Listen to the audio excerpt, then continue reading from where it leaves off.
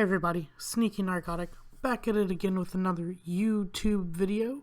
Today we're going to go over some more War of the Spark spoilers. But before we do, I'd really appreciate if you guys would like, share, and subscribe. It would help me out a lot, and I'd really appreciate it. So yeah, let's get into some more spoilers. So the first spoiler we're going to go over today is Aid the Fallen. It is 1 generic, 1 black, sorcery common. Choose one or both. Return target creature card from your graveyard to your hand. Return target planeswalker card from your graveyard to your hand. And then it says, I never liked you, now get up, we have a fight to finish. And I don't know if you can see that this well, but I think that's Judith right here, and I don't really know who that is. It I doubt it, but it almost looks like Davriel. But I doubt it, because I don't think that's a mask. I think that's part of his hood. But anyways, obviously it's Judith picking somebody up, and that's pretty cool. Little Rakdos helping out there and whatnot. What's really cool, I would think, also about this card is that it gives you choice of one or both. And so if you are playing a deck that has both creature and planeswalker, you can bring 2 target things from your to a creature or a planeswalker or both back from your graveyard to your hand. So this could be a really good. Let me see. Find Finality is the card I'm thinking of. Images. So it's actually, now that I'm looking at Find, it's about on par as far as the mana cost, because Find is for 2 to bring 2 target creatures from your graveyard back to your hand. So it is on the same curve. So either you're using Find or you're using Aid the Fallen. So I like it. It's for a common, it's not anywhere close to Kaya's ghost form, but it's pretty close. Challenger Troll, 4 generic, 1 green creature troll. It is a uncommon. Each creature you control with power 4 or greater can't be blocked by more than 1 creature. This looks like some support for a mono green stompy deck. It is a 6/5 for 5, so it does take a minute to get out in mono green, even with the little mana ramps and everything. The flavor text reads, for most, war is a calamity, for some an opportunity, and for the very few a pleasure.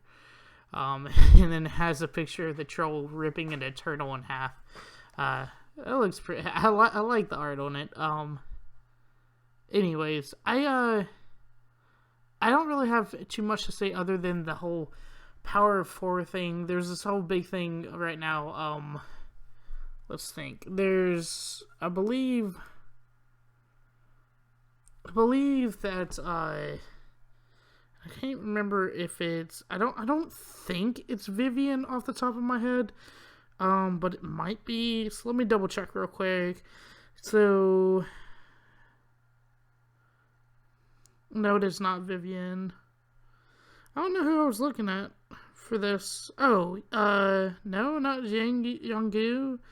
I don't know who I was looking at for this, but I thought there was a planeswalker that was supporting that 4 creature, 4 power creature card. Yeah, I don't see it. Oh, yeah, speaking of which, it is, not that it matters because Nissa costs 5, but Nissa's being able to tap the for double green is pretty good. Oh, excuse me, guys. I would say, oh, I think it's Kaori. Yeah. No? Yes. Whenever a creature with power 4 or greater enters the battlefield under your control, draw a card. Then you have Goreclaw that gives a boost to your power 4 or greater. Then you have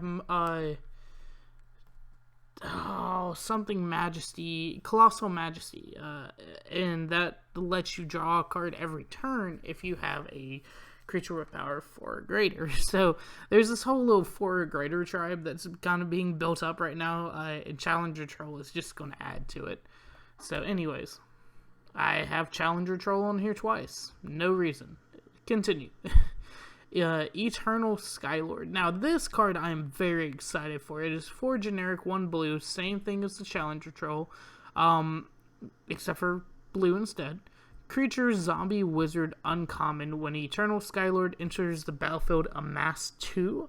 And then zombie tokens you control have flying for 3/3.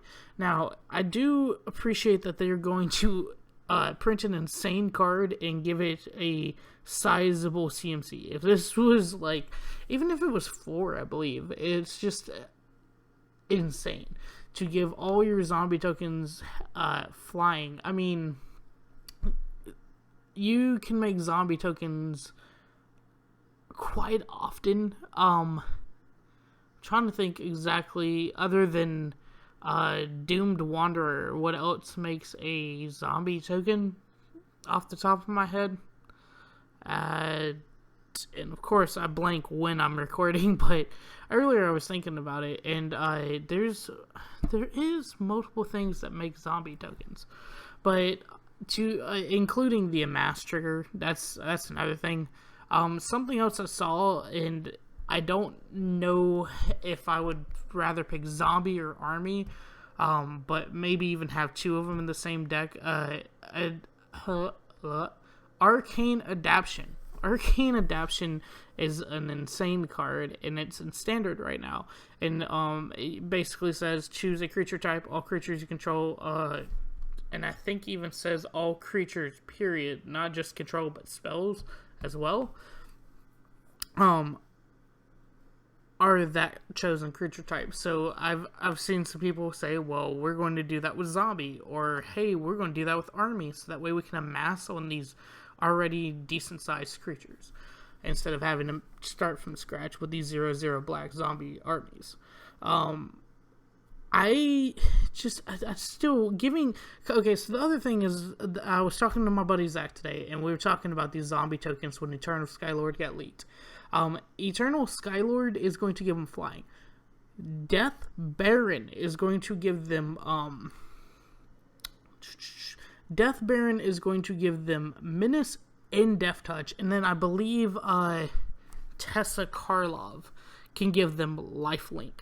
There is multiple different things that your tokens can get, depending on what colors you can play. But if I think that Esper zombies might become a thing, and then he was like, well, they won't have vigilance, and I was like, well, they don't need vigilance. Even then, there are some cards that can give vigilance. But I mean, when you have lifelinking menace death touchers, you don't need vigilance.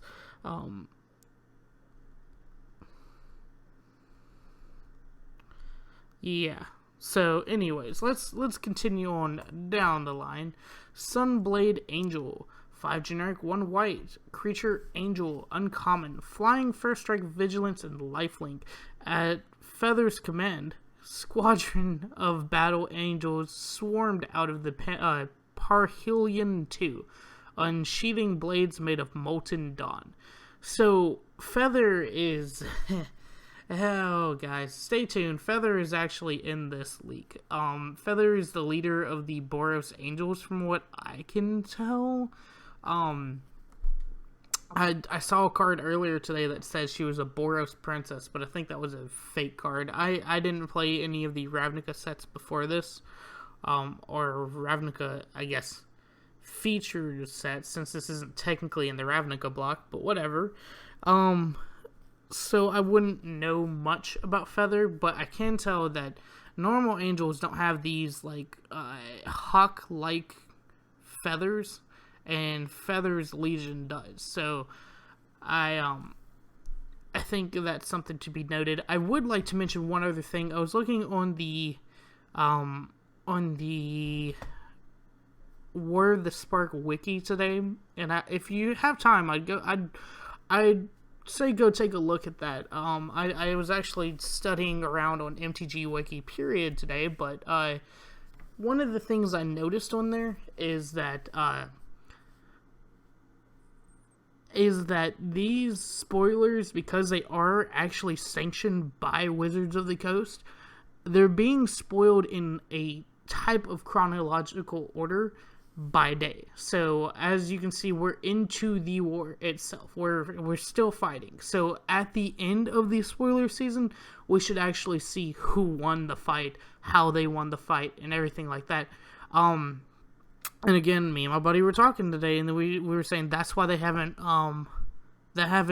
mentioned Ugin yet, is because Ugin's going to be kind of like the end game. I believe he's going to be the, and if you actually know Infinity War, you'll understand this. But I think it's going to be the Adam Warlock to Infinity War. Anyways, continuing with this, it is a flying first strike, vigilance, and lifelink. Now, one of my favorite cards ever printed was Gisela the Broken Blade. And let me make sure that I'm telling y'all the right card. Yes, I am. And Gisela the Broken Blade was a flying first strike lifelink. And in the deck that I used Gisela in, I had Always Watching, which gave her +1/+1 in vigilance. And it was an insane card. Of course, it got controlled out like a ton. I was a new player, so I didn't realize what control was. But for a flyer to have vigilance lifelink in first strike, it's just ridiculous because not a lot of flyers have first strike. Not a lot of flyers are 3/3s. They don't normally have 3 power, but then again, they also don't survive the first strike too often. And then to be able to leave this back as a blocker, pretty good. The only thing that's not good about this card, and granted it needs it, is the mana cost. I'm going to come back to some of this flavor text here in a minute, but notice it says the blades are made out of molten dawn. So let's continue forward. I don't think I spoiled this card yet, but if not, I'm going to go over it again. So sorry if you've been watching my videos. I gotta revamp something. Roalesk Apex Hybrid. 2 generic, 2 green, 1 blue. Legendary creature, human, mutant. And I do believe that is of rare rarity and not just a... It looks kind of golden on my screen, but I think that's a rare rarity. Flying Trample, which is nice. A flying Trampler. But also, when Roalesk Apex Hybrid enters the battlefield, put 2 +1/+1 counters on another target creature you control. When Roalesk dies, proliferate, then proliferate again. So, that's pretty cool. It's kind of a card that you just want to keep back, so hopefully it dies. You don't mind. They obviously can't cast it down because it is a legendary. But they could murder it or price of fame it, which is something that I actually keep in my Surveil decks for this particular matchup. And I just like that it proliferates, then proliferates. This actually might even see play, and I don't know too much about the type of decks, but the Atraxa decks, I might see play in the Atraxa decks. So anyways, continuing onward. Turret Ogre. 3 generic, 1 red creature, Ogre Warrior, common. It has reach. When Turret Ogre enters the battlefield, if you control another creature with power 4 or greater, see, there we're going, power 4 or greater, it's going to become a tribe, you watch. Turret Ogre deals 2 damage to each opponent. Now, that's nothing, honestly. It's a Viashino Pyromancer on a 4/3 body. And then I love the flavor text, though. It says, Common Girl Career Aspirations, Berserker, Shaman, Catapult. And as you can see, it's taking on some Aven Eternals here. Even though it's a freaking huge himself, he could honestly just bat him out of the air. But anyways, I like it. It does have reach, which I like for a red card. Red doesn't get a lot of help with flyers, mostly because they're too busy hasting them out, but whatever. I like it, though. It's a pretty cool card to me. Steady Aim. Speaking of taking care of flyers again, Steady Aim is a 1 generic, 1 green instant common. Untapped target creature, it gets +1/+4 and gains reach until end of turn. The archer's heart broke seeing her compatriots die far below, but she held position under the enemy's She held position until the enemy was in range. Now, this card reminds me, and I'm trying to look it up on my phone real quick to make sure I don't talk out of my butt. Tower Defense, MTG. This was a particular card that was printed in actually Ravnica Allegiance. And it's pretty good. It's creatures you control get +0/+5 and gain reach until end of turn. I could have sworn maybe it was Stony Strength that I'm thinking of. That darn it. But I could have sworn there was another card that lets you untap your creatures, and that's, yeah, Stony Strength. Put a +1/+1 counter on target creature you control, untap that creature, and that's for 1 green mana. So, the good thing about that is that nobody ever really expects this, even, especially in draft. A lot of people are not going to expect you to untap your big guy that just swung at them, and then get a big old boost, especially a +1/+4. That's nice. And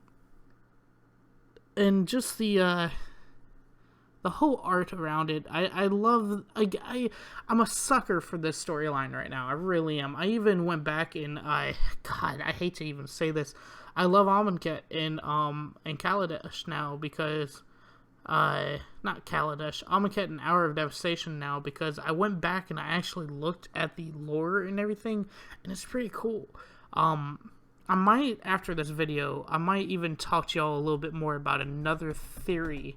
It's not even a theory, actually. I'll show you on one of the card arts. So continuing on, Shriek Diver, 2 generic, 1 black. And I want to bring this up real quick. You see these Avens, they don't, look at their faces. Just look at their faces. Keep that in mind for a minute. Until I get to, I think it's the last card, but no, it's not the last card. It's like the second to last. But anyways, creature, zombie, bird, warrior, common, flying, 1 generic, Skydiver gains haste until end of turn, which is only important the turn it comes down. It's faster than we are, draw its attention while the Ladev take aim. Chantal Boros Legionnaire, 2 power, 1 toughness. So it's a 2 power, 1 toughness flyer for 3 in black. I guess that's on par for black, not necessarily a blue. But, I don't like that. It's just, you can get it out for 4 mana and give it haste. It'll be a 4 mana 2/1 haster flying. Now I do love that this is kind of going with the steady aim. How she's talking about waiting on, seeing all of her friends die, and then down below, and then while the Ladev take aim. Yeah, so she looks like she's part of the Conclave, the Selesnya Conclave with the green and the white. And then you go down here and you see that the Boros Legionnaires are actually on the main fighting lines fighting, while the Ladev are kind of backwards taking aim, which is weird because they're normally more peaceful. But I mean, hey, it's Ravnica War, and nobody can be peaceful.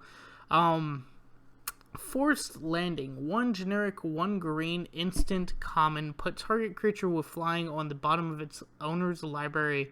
The druid knew only 1 spell, a charm to encourage rapid plant growth when Airborne Eternal has invaded her Arboretum. I think is how you say that. She had to get creative. And so this excuse me. This is a pretty cool card. This card hates on a specifically terrible card to me, especially if you're not playing Lava Coil.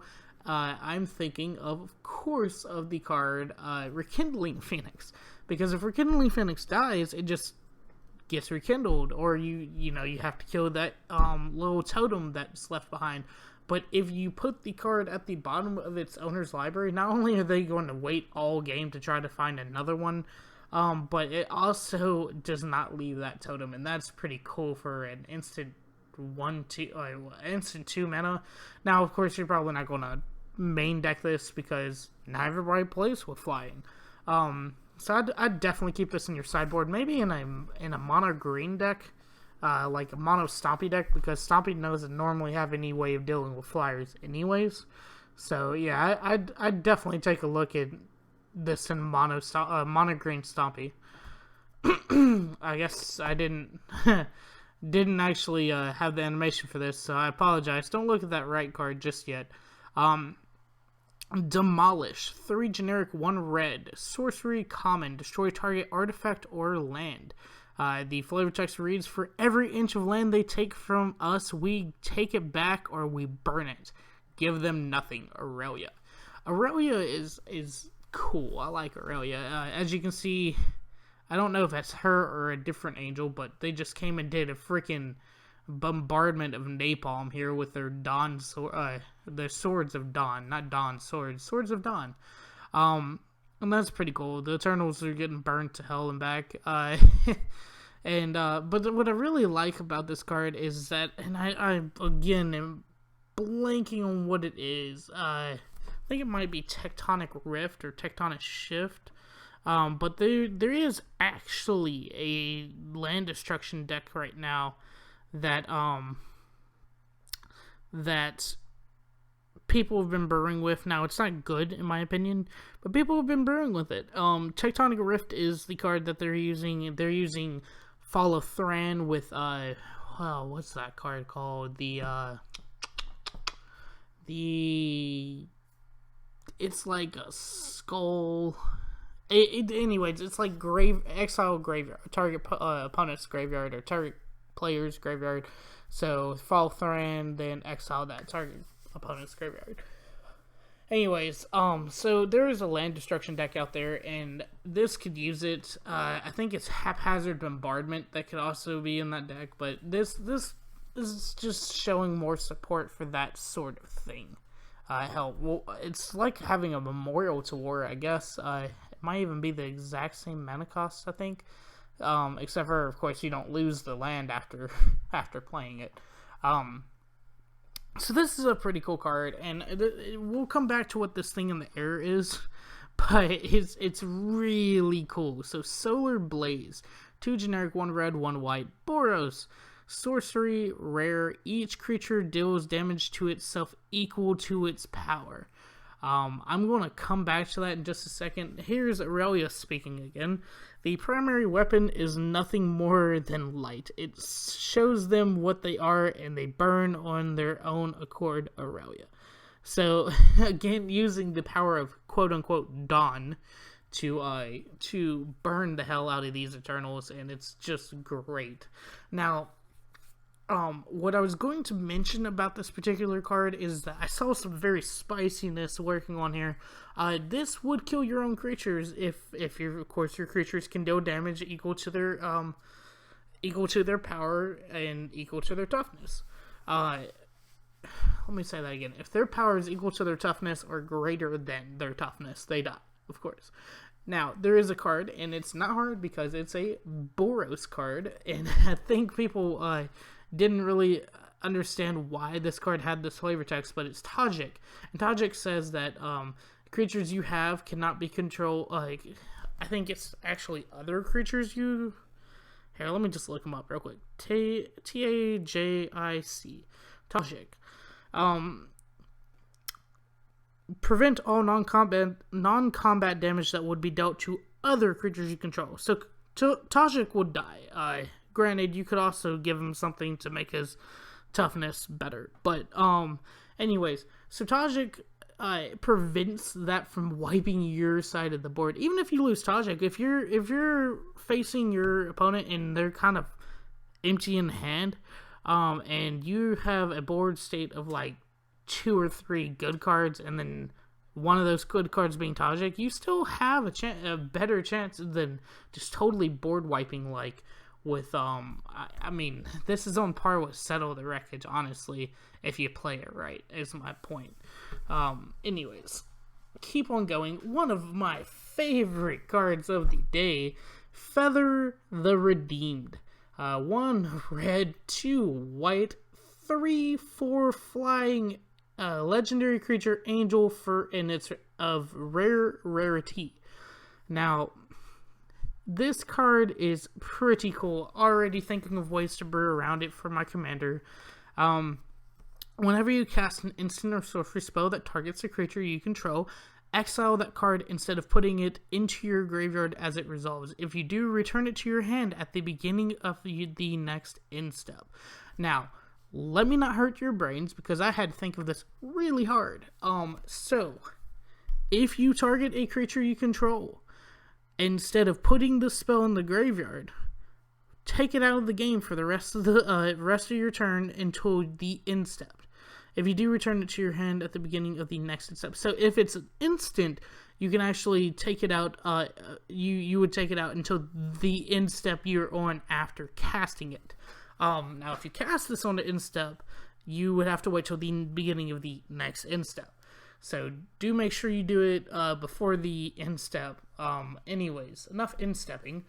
The cool thing about this card is there is spread damage cards that still target. Like, for instance, first one off the top of my head, Fight with Fire. Fight with Fire has a kicker that allows you to deal 10 damage to any number of targets.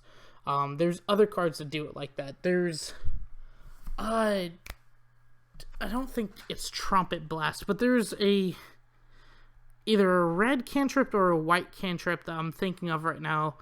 And I almost want to say it's Trumpet Blast, but I know it's not. Anyways, it targets your creature, and they were talking about how cantrips are relatively cheap.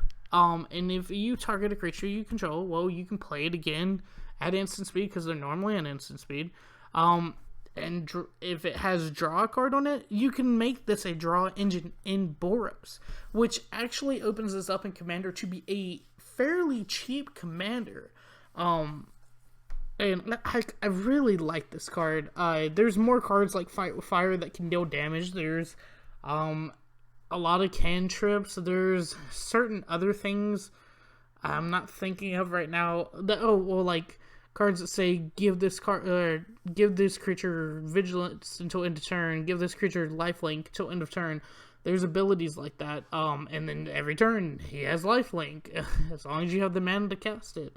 I think I saw somebody trying to do something with what's that card? The Nicol Bolas's Cathedral, and being able to cast cards for free off the top of your deck.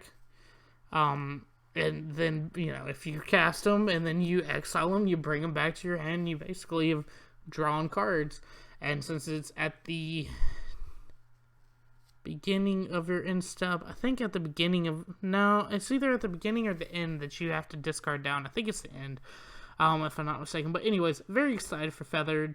I've been reading a lot of chatter on Twitter about it. So yeah, pretty cool card. Kasmina Transmutation.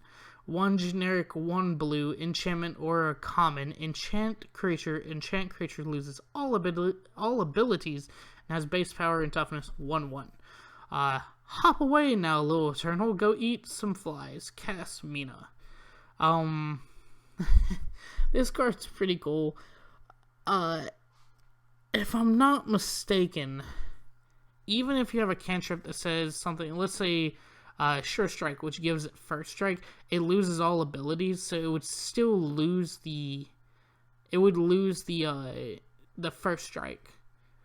And yeah, so then it would become, I think Sure Strike's a +3/+0 card that gives them first strike, so it would become a 4/1 at that point in time, so it dies to a ladybug or literally tripping over its own shadow.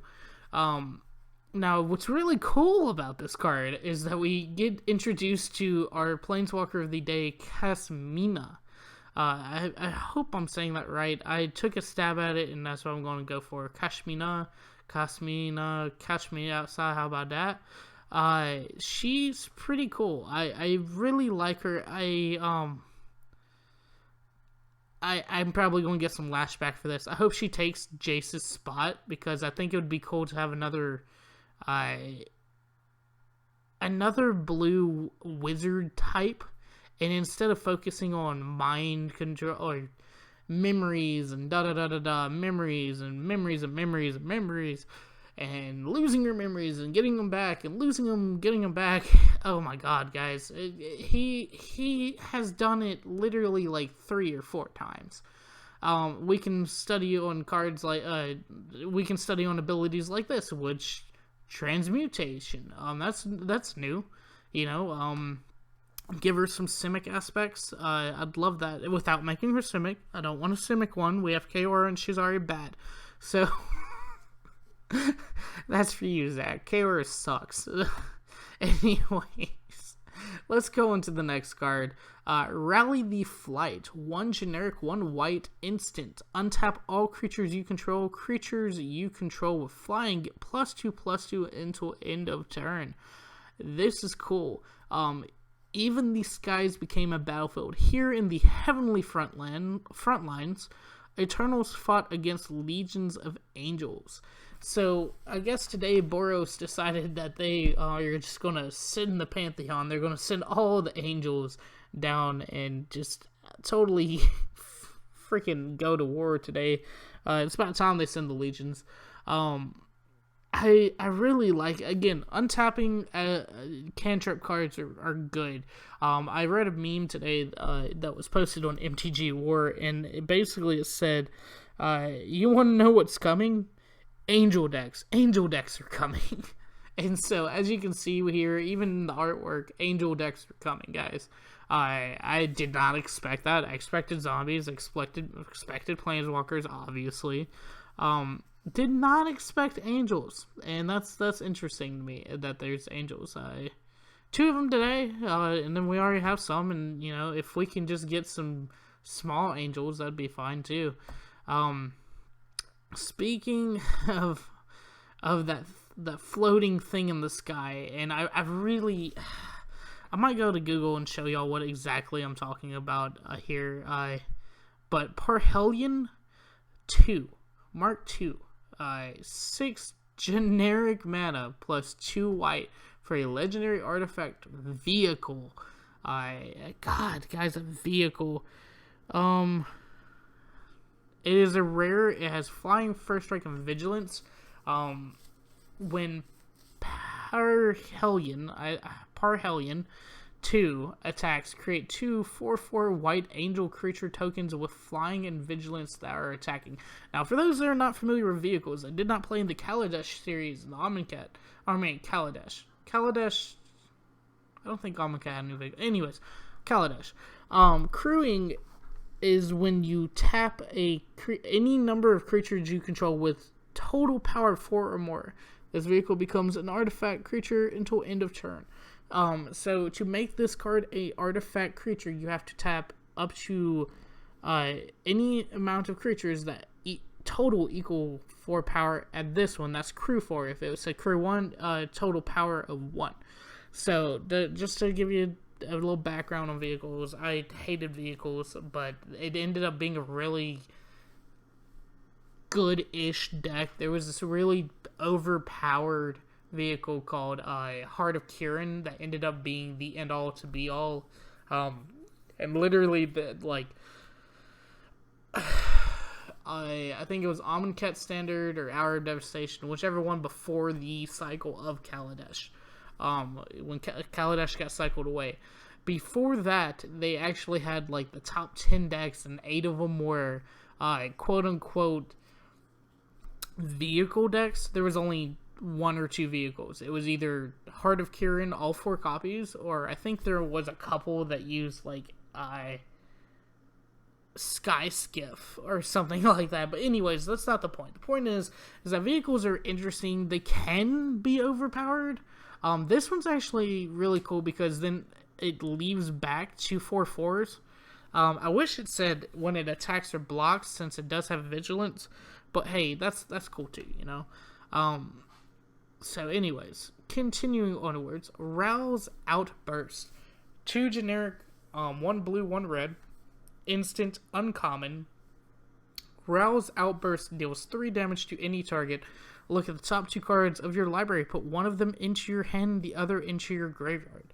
The the flavor text reads, "Time to find the melting point of laser tip, Roalesk." Now, before we go any further, and I know I'm such a big man for saying this, I'd like to say I knew this would happen. Roalesk has turned on Nicol Bolas, of course, and is fighting on the side of good. So Roalesk, guys, not an evil guy. He's such a good guy.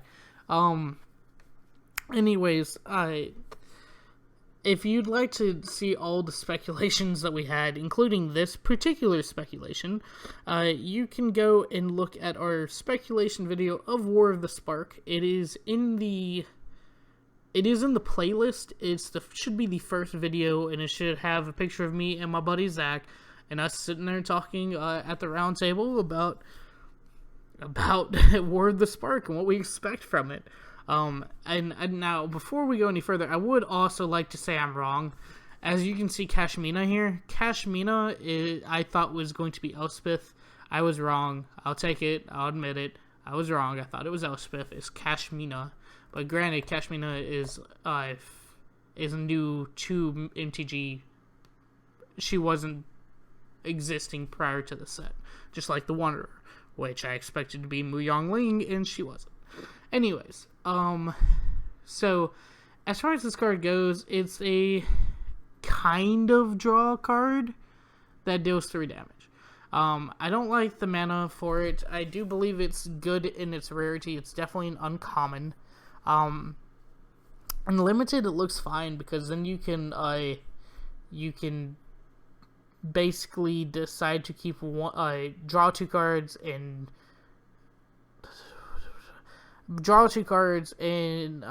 figure out which one between those 2 cards, which one you want to discard. I wish it would actually say draw 2 cards, discard a card, but it doesn't. Now in standard, I only see this viable in an Izzet deck, which is fine because that's the colors we're dealing with, blue and red. For being able to discard a jumpstart card, so that way you can still play it at a later date. Now, as far as the picture here, I'm going to take a stab at it because I do know some of the lore. I believe he's standing on top of his laboratory, which he put a lightning rod on, and of course the 1,000-year storm is going on still. So he put a lightning rod on it, and he is harnessing that lightning to deal damage to the, according to this, to the Eternals. But, guys, oh man, I wish I had a zoom button. Do I have a zoom button? Yes, I do. What's that look like, guys? Does that look like Kefnet? Does that look like Kefnet in there? Oh my god, guys. Okay, so that's the point I brought up earlier with the with the Aven, the bird of warriors from Amonkhet.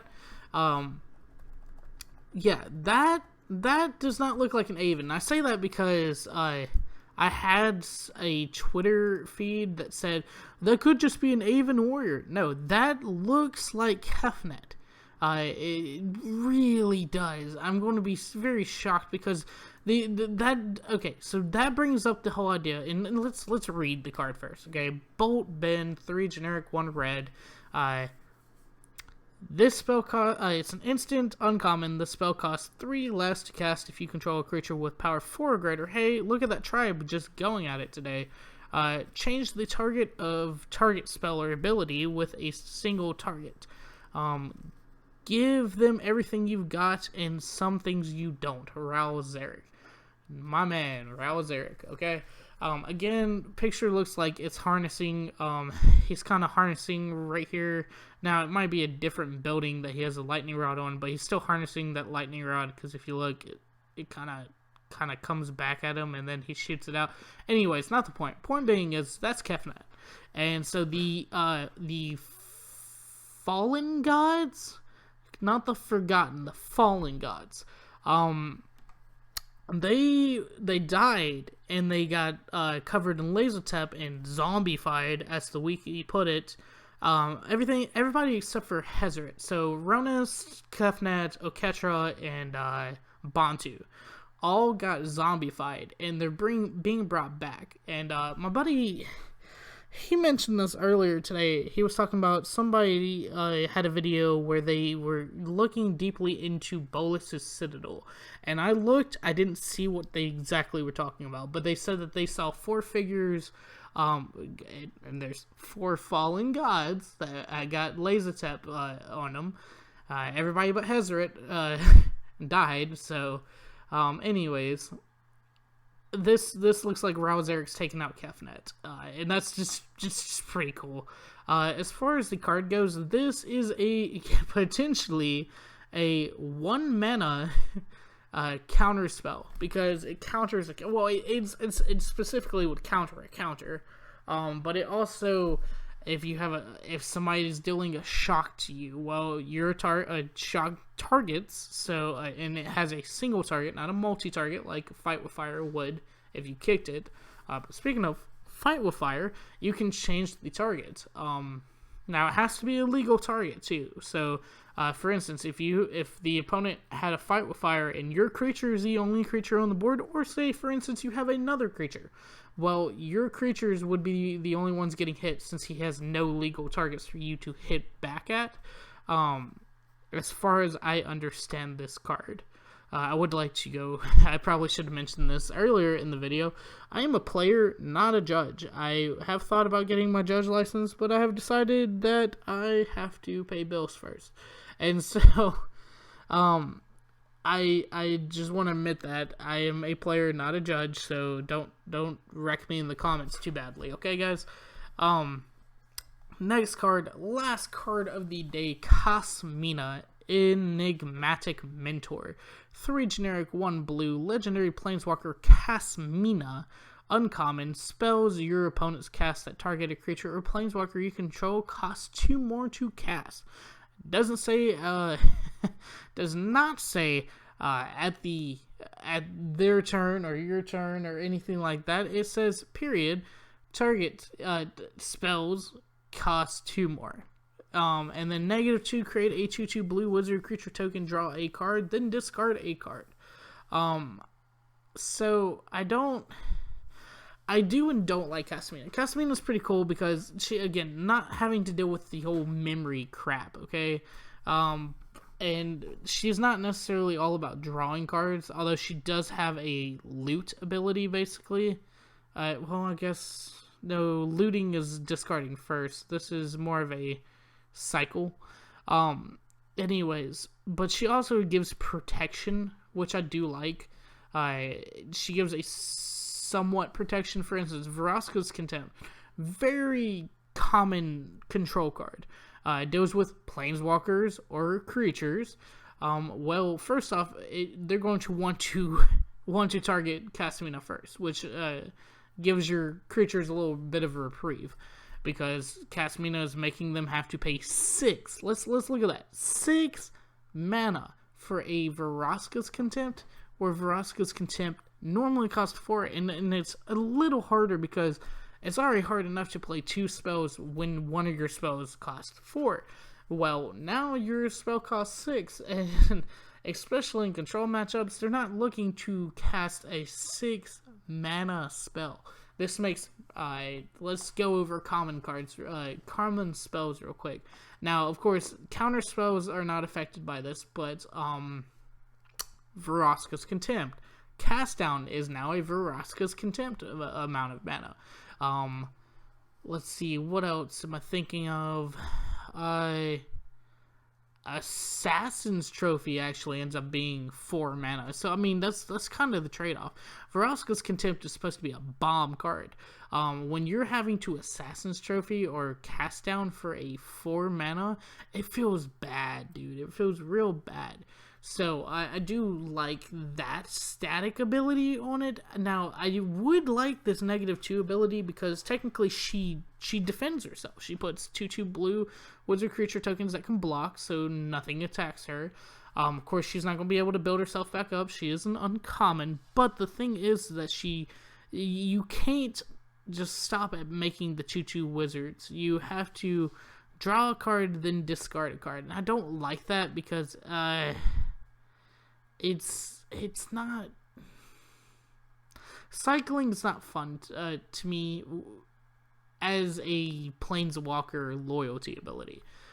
So anyways, that's all I gotta say on that. I will quickly mention something to you guys. Yes, okay, so, yes, I use MTG Goldfish, sue me.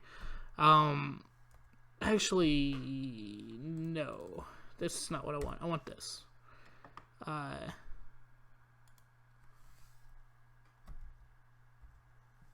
Okay, I don't know what that was, but whatever. So anyways, let's look up the Boros Shockland is the... let's just look up Boros Shockland.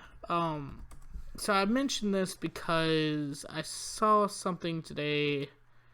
Where is it? Aha! There it is. And so let's, Control ++ all the way. You guys see it? Do you see it?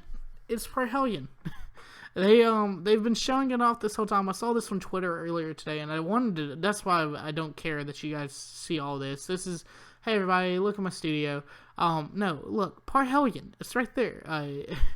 And for those that forget what Parhellion is, because I did just show it to you, it's a white card. There it is. Parhellion. You see how it has the Boros signet in the middle, and then you have the little curves on the end that look like angel wings. So they've been building this since that's Guilds of Ravnica, I believe, not Ravnica Allegiance. Ravnica Allegiance is upside down. So I'd just like to say that once upon a time that vehicle was not flying. It was completely stationary. It's pretty cool that they show things like this on nobody ever really looks at land cards. I mean, you will be trained here, you will be forged. It's a sacred foundry.